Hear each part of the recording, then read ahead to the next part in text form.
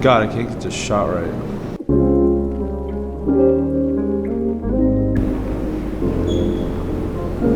Can't get the right shot? I'm going to teach you how to get the best shot.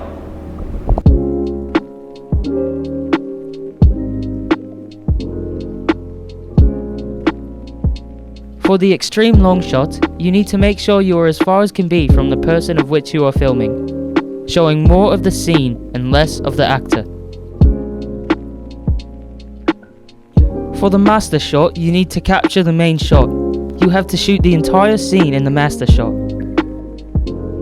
The medium shot conveys some emotion the character is going through. The bust shot is only chest up. Make sure you have enough headroom so it doesn't look choppy. This shot is mostly used on the news. The close-up is from shoulders to the top of the head. The top of the head could be cut off a little bit if it is preferred. This shot allows all of the emotion in the shot to be seen. An extreme close-up is either just the face of the actor or part of the actor's face. This is used for dramatic scenes. It shows a lot of emotion in the actor's face.